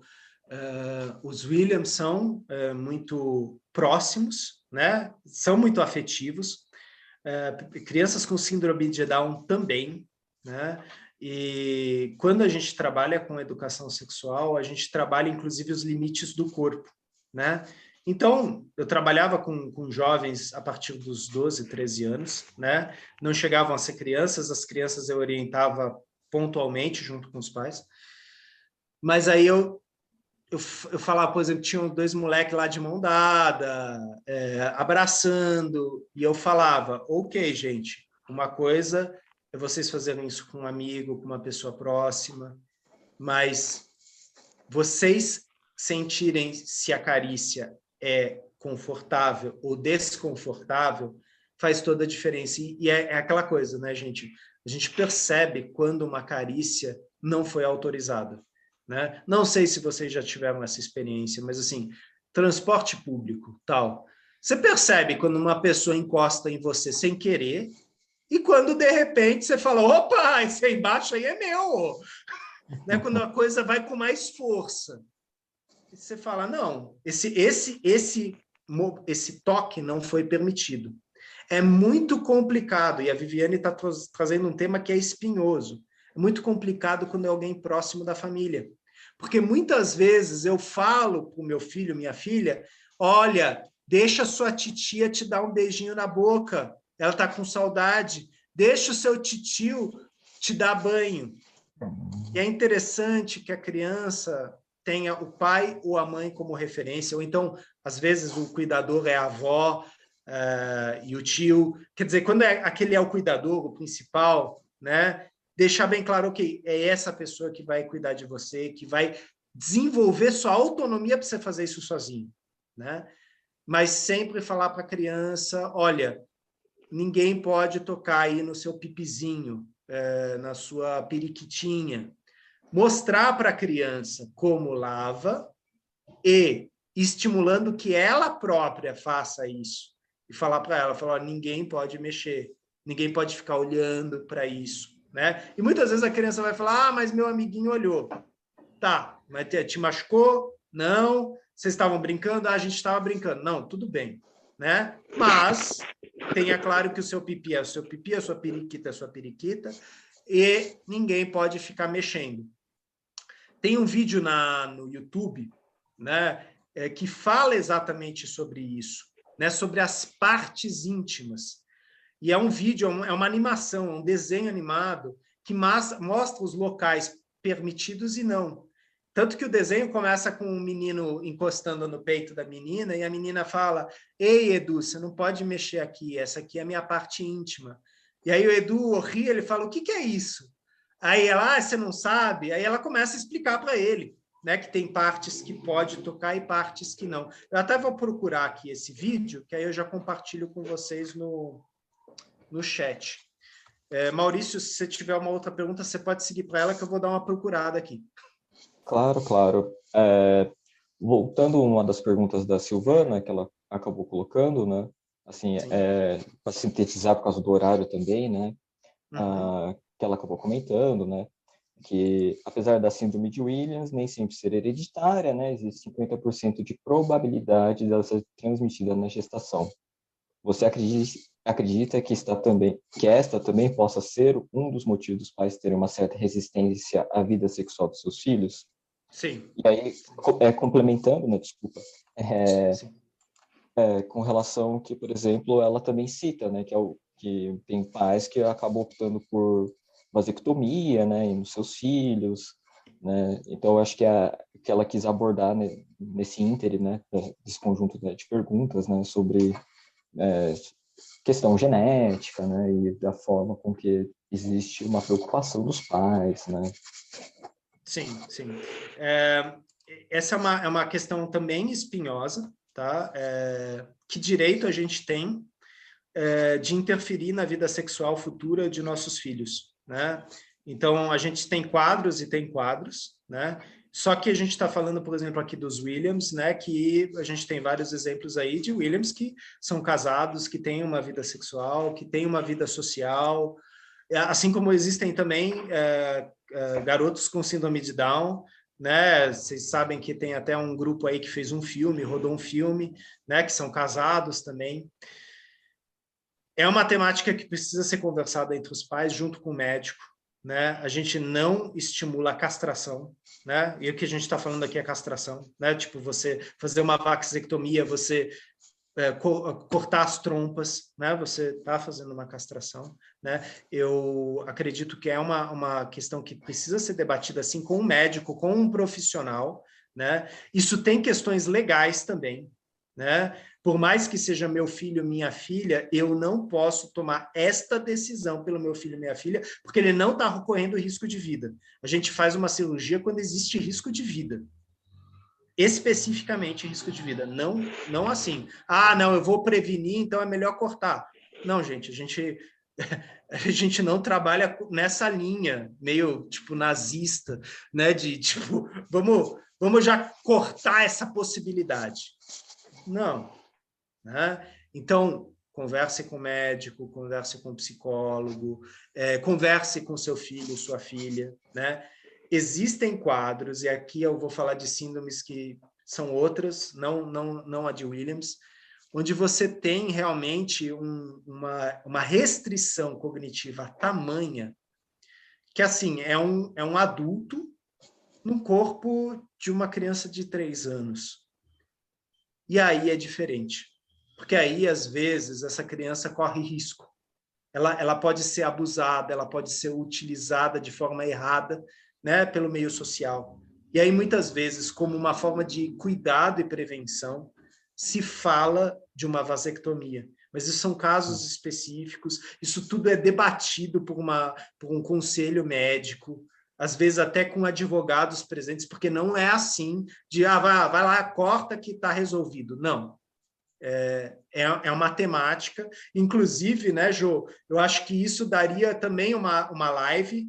É uma live delicada, mas com a presença de uma equipe médica, não um médico mais, porque isso não é tão simples assim de falar sim ou não, né? Eu entendo a preocupação dos pais, só que, ao mesmo tempo, que direito eu, como pai, ou eu, como mãe, tenho de privar meu filho de ter uma vida sexual no futuro, de ter um planejamento familiar no futuro, né? Lógico que a chance de termos uma criança com síndrome é muito alta, né? Isso tudo tem que ser orientado, isso tudo tem que ser trabalhado, né? Com os pais, com os jovens, com a equipe que está acompanhando essa criança, né? É uma excelente pergunta, né? Eu acredito que no nosso último encontro, Jô, presencial, que foi lá no Parque da Juventude, a gente teve essa pergunta, e foi uma pergunta feita por uma jovem Williams, eu não lembro o nome dela, mas ela fez essa pergunta. É uma pergunta interessantíssima, e eu acredito que a gente tenha que fazer isso para outros profissionais, mais profissionais, né? No primeiro momento, eu já falo que não, a gente não interrompe isso. Isso tem que ser debatido. Sim. Nós já tivemos alguns casos, mas todos foram assim, muito conversados, né? Questão até de casamentos, tudo, deles se permitirem, né? Não sei se Eliana quer falar, Eliana. Oi, tá me ouvindo? Oi. Sim. O meu filho casou e fez vasectomia, mas ele decidiu por fazer, talvez eu tenha influenciado, foi bem conversado, mas assim, ele não, desde pequeno, ele não queria ter filhos, ele falava que não, e inclusive eu acho que eles não têm condições de cuidar, dependendo do grau da síndrome, assim. Então, quem tem que cuidar vai ser os avós, né?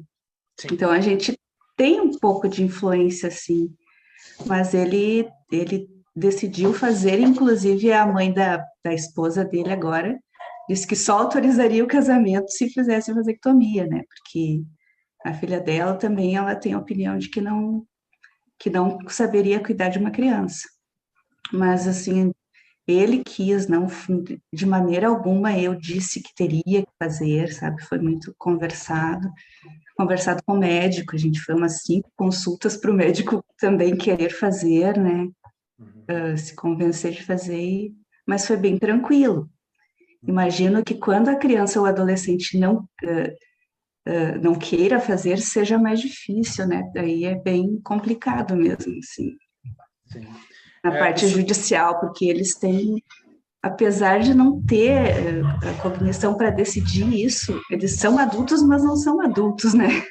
Não tem esse discernimento para... É complicado, não sei, é complicado, mas, enfim, a minha experiência é de que ele fez, penso no futuro, né, futuramente, se ele quisesse, mas, enfim, é uma coisa que dá para reverter, né, a vasectomia. Então, para mim, foi tranquilo. Obrigado, Eliana. Na verdade, você deixou bem claro o cuidado que você teve, né, como mãe, né? E as coisas que você falou, realmente, né? Os pais muitas vezes vão dar sequência nesse cuidado, né? Dos netos, dos filhos, né? Mas para vocês terem uma ideia, né? Mesmo na questão do transexualismo, né? Dos transgêneros, é uma questão que a gente questiona, né? Uma colocação que a gente faz, e isso também aparece no hermafroditismo, né? O hermafroditismo é uma das síndromes mais antigas envolvendo a questão de gênero. Qual é a idade adequada para fazer a cirurgia, né? Então, geralmente, a gente espera que esse jovem adolescente, né, com mais maturidade, possa, né, direcionar isso melhor, né? Então, na questão do hermafroditismo, isso ainda é mais sério, porque, assim, você tem 2 órgãos funcionais, mas você ainda não tem a orientação e a expressão. Isso vai ser desenvolvido muitas vezes na adolescência, na fase jovem, e existem aqueles que, depois de adultos, não fazem a cirurgia, né? Permanecem hermafroditas. Então, essa é uma temática super antiga, né? Eliane traz um exemplo muito bom para a gente, é uma pergunta muito boa, né? Mas é um debate que a gente tem em bioética, sim ou não, não é tão simples, cada caso tem que ser avaliado em sua particularidade, tem que procurar um profissional adequado, um médico, e às vezes, dependendo do caso, até verificar as questões legais em relação a isso, né? A Eliana falou aí de um adulto, né? Seria complicado se fosse um jovem de 12, 13 anos. Né? E eu estou falando isso porque existem casos onde isso é pedido na justiça, né? E aí tem que ser avaliado. Sim, Renê, eu já tive vários casos de mães me procurar, assim, de uma criança de 12, 13 anos, a mãe vem falar dessa possibilidade ou até de laqueadura para menino, né? E eu falo, quem somos nós para nós decidir sobre os direitos reprodutivos, né? Então, eu sempre acredito assim, igual a minha filha, eu sempre orientei, olha, né, mostrar o caminho e ela que decidir. Então, logo, quando ela começou a namorar, logo ela já quis ir para uma ginecologista, né? Logo eu já comecei a falar dos métodos anticonceptivos, tudo isso, né, para eles saberem o caminho. Perfeito, perfeito. Eu vi que tinha alguém com uma mão levantada aí. Étula. Ok. Oi. Não, eu ia dizer que aqui em casa eu tenho o Vinícius, tem síndrome de Williams, e a Adriana, minha nora, tem síndrome de Down, né? Então, como eu digo, o Vinícius não fez a vasectomia, mas ela é que faz o contraceptivo. E ela já me avisa, começa um mês, eu sou técnica de enfermagem, então sou eu que aplico a injeção nela, assim, sogra, tem que tomar minha injeção, não posso ter filhos. Mas até porque eu acho que é mais ela até gostaria, ele não, porque vamos combinar que síndrome de Williams não tem saco com criança, né? Eles só vão se dar com os irmãos quando os irmãos crescem. Porque irmão, quando é pequeno, eles não chegam nem muito perto. Então, porque é delicado, né? Eu penso como Eliane, assim, são filhos que nós vamos criar. Então, imagina, o Vinícius está com quase 30 anos, eu com 50 anos, começar tudo de novo.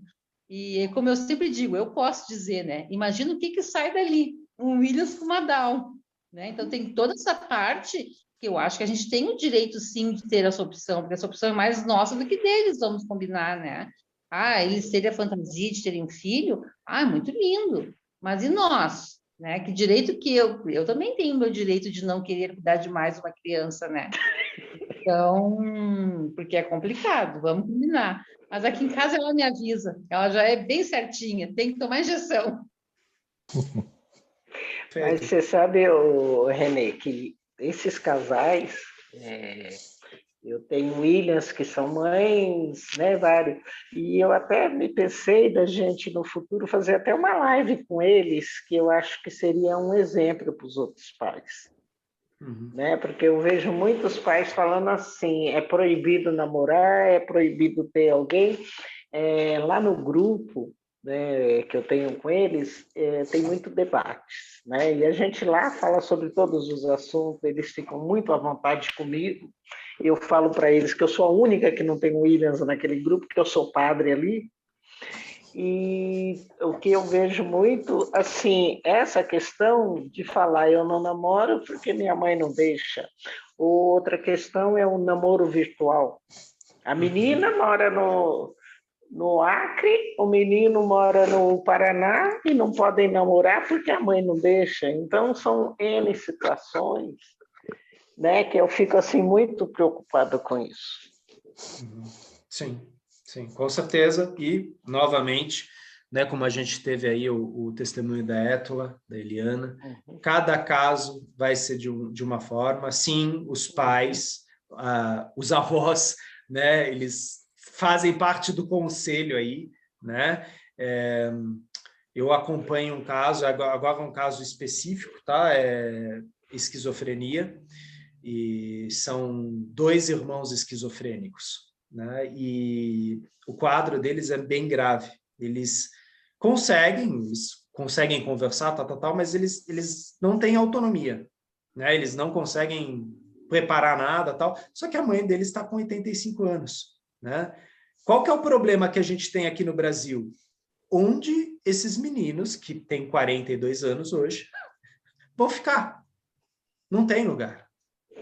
Então, sim, é uma questão séria. Logicamente, foge um pouco daí da questão da sexualidade, mas entra aí nessa questão de tipo, e o futuro? Né? Como que vai, quem que vai ser o tutor? Né, não temos política pública para pessoa com deficiência ou doença mental. Não temos. Não sei se você lembra, quando eu estava no conselho, eu atendi 40 pessoas com deficiência intelectual em situação de rua, em situações seríssimas, né? Então, nós não temos política pública. Já discutimos muitas vezes moradias inclusivas, tudo, mas isso nunca anda, nunca caminha. Infelizmente. Infelizmente, porque seria uma solução. E na Williams, 50% de chance deles terem um filho com a síndrome. E uma outra preocupação é a cardiopatia, porque a maioria das meninas e das meninas não entrariam uma gravidez por conta da cardiopatia. Tem umas que são leves. Nós temos alguns que nem têm cardiopatia, né? Só a deficiência intelectual, mas entra todos esses fatores. Sim. Como você falou, é um debate que a gente pode até chamar um cardio, você, um urologista, um geneticista, para a gente fazer um debate. Sim, sim. Porque é fato, né? E vai ser avaliado a caso, porque, como você falou, existem limites fisiológicos também. Exatamente. E agora, na questão da sexualidade, também existem limites fisiológicos na questão da síndrome de Williams. Né? Então, é diferente também de jovem para jovem. Como que funciona o pipi, como funciona a periquita. Né? Então, isso tudo é avaliado individualmente. Maurício, já estamos no adiantar da hora, tem muitas perguntas. Olha, tenho mais uma perguntinha, que é a última, e aí eu já ia aproveitar com da Dulcilene Monteiro, né? Legal. A última perguntinha. A pergunta da Silvana, né, era: a masturbação é muito comum em pessoas com síndromes, né? E aí a Dulcilene, eu acho que complementou, né, assim... Perdão, tive um irmão com síndrome de Down, e quando ele desenvolveu a sexualidade, minha mãe teve muita dificuldade de lidar com a situação. O médico prescreveu medicamento para controle. Tem alguma situação que é indicado? Meu filho tem 3 anos, mas já me preocupo quando chegar a hora de lidar com a sexualidade. Então, remédio para sexualidade me soa como castração química. Né? É complicado, né, a gente falar de algo assim, porque a sexualidade é aquela coisa. Vamos falar, por exemplo, de criatividade. Né? Eu vou fazer um quadro bonito, eu vou fazer um artesanato. Isso é uma manifestação da sexualidade. Se eu tolho, se eu corto a minha sexualidade, isso vai afetar o meu prazer na vida. Então, é aquela coisa, as crianças especiais se masturbam como as crianças. Existe um mito de que crianças especiais ou são anjos ou são tarados. Esses dois mitos são porque ninguém fala da coisa com as crianças. Porque se você fala disso, você vai descobrir que o menino com Down, o menino com Williams, o menino com X frágil, ele manifesta como qualquer adolescente, como qualquer criança. Mas ele precisa de orientação, né? E agora eu vou dar um exemplo banal, tá? Uma menina me contou, e é uma menina, eu vou colocar as aspas, tá? Normal, de 10 anos. Ela me contou que ela estava começando a se masturbar, né? E aí eu perguntei para ela, isso dentro da psicoterapia, mas escuta, da onde veio isso? Né? Ah, não, minhas amigas falaram, né, que davam. Tá, que mais tuas amigas falaram? Então, você vai na geladeira, pega uma cenoura, eu falei, para. Pode parar aí, né? Porque ela ia se machucar. Gente, não é para introduzir objetos, já começa por aí, né? Então eu falei, olha, você pode sim se tocar, você pode explorar, né? Se quiser eu te dou um espelho, para você conhecer o teu tesourinho aí, eu te empresto um livro que eu tenho aqui, que fala sobre o corpo feminino, né?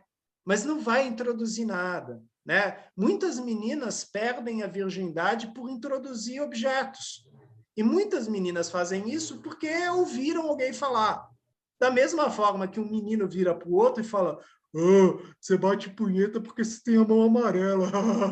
Quer dizer, são fantasias, né? E se você não chega e conversa com a criança fica com caraminhola na cabeça, né? Ah, minha mão é peluda porque eu bato punheta. Não, né? Sua mão é peluda porque você tem muito hormônio, sei lá, é raro ter mão peluda, né? Mas aí você vai falar que não tem nada a ver com a sexualidade em si. Então, é aquela coisa, a criança vai se masturbar. É saudável, tá? Aqui talvez eu vou falar uma coisa que, nossa, que absurdo. Gente, é saudável, você conhece seu corpo se masturbando. Graças a Deus a gente já não está mais naquela época onde só homem pode se masturbar. Não, homem e mulher. É assim que a gente conhece o nosso corpo. Com cuidado, com carinho, né? De forma gentil com o seu corpo, né? Isso você não, né? Logicamente, eu como psicólogo não fico mostrando como se masturba, eu falo de cuidados com o corpo, né? E, por exemplo, eu deixo bem claro que não é para introduzir nada, nem o menino, nem a menina. Eu falo, não, né? Você tem lá o teu coisinho, a tua coisinha, toca, massageia, sente, né? E tem criança, talvez vocês saibam disso, que até tem nojo de mexer no pipi, faz por cima da calça, né? Tá gostoso, tal, ok, mas você não vai fazer isso em sala de aula, você não vai fazer isso na sala quando tem visita, você faz isso no seu quarto, você faz isso no banheiro, você vai fazer isso quando você estiver tomando um banho, né? Então, a criança ela vai manifestar isso quando a mãe e o pai percebem que a criança está fazendo isso. Muitas vezes é a oportunidade de falar, você está descobrindo o seu corpo, filho. Ah, é? É. Ah, não está errado? Não está errado, não. Teu pipi vai ficar duro. Ah, o que é isso? Ah, tua espada fica dura aí e tal. Você pode tocar assim. Toma cuidado para você não se machucar, tá? Aí a gente aproveita, né, como pai, como mãe, a gente já introduz outras coisas. Então, por isso que é importante cortar a unha, por isso que é importante lavar a mão, né, para você não machucar o seu piu-piu, para você não sujar o seu piu-piu. Então, a gente entra em AVDs, AVPs, né? Cuidados gerais. Né? O menino tem que cuidar do pipi, a menina tem que cuidar da periquita. E muitas vezes, na hora que ela vai cuidar da periquita, ela vai se tocar, ela vai mexer. Muitos meninos começam a se masturbar por causa do prepúcio. Né? Tem aquela pelinha, e o médico chega e fala, é para você puxar a tua pelinha, e o moleque descobre que puxando a pelinha acontece uma mágica lá. O pipi aparece. E aí ele mexe. Tá tudo certo. Ah, mamãe, você quer ver? Não, mamãe não quer ver. Se quiser conversar sobre isso com seu pai, né, com seu avô, quer dizer, com a figura masculina responsável, você vai conversar. Né? Eu sei que muitas vezes sobra para a mãe. Tá? No meu caso, na minha casa, foi minha mãe também que fez a orientação. Mas, né, quando tem a figura do pai, a gente encaminha para a figura do pai, para o pai trabalhar isso com o menino. Né? Mas, então, Renê, muitas vezes dá um pouco errado. Essa semana eu estava falando com uma mãe, né, inclusive sobre a sua palestra, pena que ela não pôde assistir, e ela falou assim, pois se o meu está dando tanto trabalho, menino de 11 anos, fui falar para o meu marido, ele falou que vai levar meu filho para um puteiro. Então, aí eu estava até lembrando de um caso que aconteceu isso, né, do adolescente, do jovem, né, o pai pegar e levar, e chegar lá, ele se apaixonou pela prostituta, e só queria ficar lá na porta, né? E aí eles mudaram de cidade, teve um rolo que esse menino sumiu tentando fugir para ir para lá. Então, olha o estrago. Sim. É aquela coisa, né? A gente tem que lembrar que é uma criança, né? E essa coisa antiga de levar a criança, de levar o menino para o puteiro, isso é uma educação arcaica, né? Não é por aí, né? Você pode traumatizar o moleque, né? Muitos meninos ficam traumatizados com isso aí, né? Então é aquela coisa, conversa sobre isso, né? Fala com o moleque sobre isso e assim, o pai tem que fazer alguma coisa. Então, compra uma revista para o garoto ver lá as meninas, né? Faz alguma coisa, mas você não vai levar o menino para o puteiro, né? Porque coitado da puta ainda tem que ficar fazendo orientação sexual com o garoto. Não é adequado, né? Ela faz, mas não é adequado, ela não é uma profissional adequada para isso, né? Então, né, para a gente não traumatizar, nem aconteceu o que você falou aí do garoto bater ponto no puteiro, não, melhor não. Né? Então, pai e mãe vão conversar, como é que a gente vai fazer essa orientação sexual? Né? Pô, ele está manifestando bastante. Pai, você pode conversar com ele? Ah, não consigo. Tá, quem que pode? Né? Ah, só a mãe pode. Então, a mãe vai lá, conversa com ele e fala, filho, você pode, mas tem que ser aqui, tem que direcionar. Tem lugar, tem hora para isso. Filho, você está 3 horas no 5 contra 1 dentro do banheiro. Chega. Né? Ah, mas eu quero mais um pouquinho. Não, já deu, você tem que fazer lição de casa, você tem que brincar. É que nem a gente faz com o tablet, não tem horário para tablet? Então, para essas coisas também tem horário. Né? Então, não é para ficar o tempo todo. Né? Você pode, mas não o tempo todo, não em todos os lugares. Isso a gente vai repetir 1.553 vezes, gente. É isso mesmo. E com qualquer criança. A criança vai testar. Será que é isso mesmo? Será que a mamãe realmente acha isso? A gente vai repetir. Tem hora e lugar para isso. Ok, gente, vamos encerrar, porque amanhã amanhã ainda é dia útil. Renê, eu quero bis, porque eu acho que tem tantas outras perguntas, tantas coisas que ainda ficaram, né? E quero te agradecer, né, mais uma vez, muito obrigado mesmo, né? Eu acho que esse assunto que sempre foi um tabu, continua sendo um tabu, porque eu vejo perfeitamente entre pais, né, que assim é mais fácil ignorar, e quando o problema chega, ele já chega acompanhado de outras coisas, né, de outras consequências. E é isso, e eu quero agradecer a todos, muito obrigado. E tem uma pessoa aqui que eu quero que ela fale. Cris Daniel. Cadê a Cris Daniel? Porque eu não estou mais à frente da associação, e como tem alguém da diretoria, eu quero que ela fale. Oi, Jô. Oi, Jô. Oi. Eu queria agradecer ao Dr. Renê, e eu lembrei da Jéssica. Eu queria falar umas palavras em alemão para agradecer ao senhor, que eu sei que a Jéssica, quando foi falar com o senhor, foi lá e aprendeu a falar alemão, né? A única palavra que eu sei em alemão é Danke. Então, muito obrigada, doutor, pela palestra, foi ótima. Assim, eu sou tia de uma criança com síndrome de Williams, o Matheus tem 8 anos, né? E eu faço parte sou voluntária na equipe administrativa da BSW. Então, doutor, eu quero muito agradecer ao senhor pelo seu tempo, a sua disponibilidade, o seu carinho, a sua atenção, que o senhor tem há tantos anos com as pessoas com síndrome de Williams. Foi um prazer poder assistir a sua palestra, porque no último encontro eu estava na organização e não consegui acompanhar, e foi o que a Jo disse, né? Agora, com as lives, a gente consegue acompanhar também, né? Porque antes a gente só trabalhava, né, Jo? Isso. Então, gente, muito obrigado. Renê, se você quiser falar alguma coisa.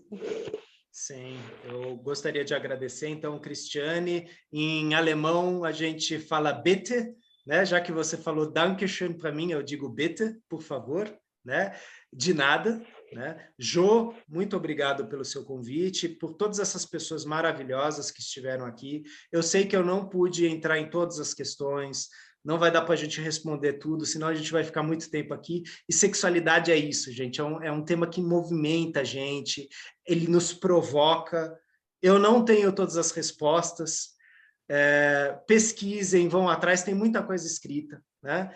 E nos veremos em breve novamente, né? Porque a Jo não larga do meu pé, então provavelmente em breve a gente se vê de novo. Ô, Renê, só deixa eu encerrar com uma coisa. Conheço uma pessoa com síndrome de Williams que você jamais esquecerá. Conheça João Nunes que você jamais para de trabalhar. Muito obrigado. Beijos.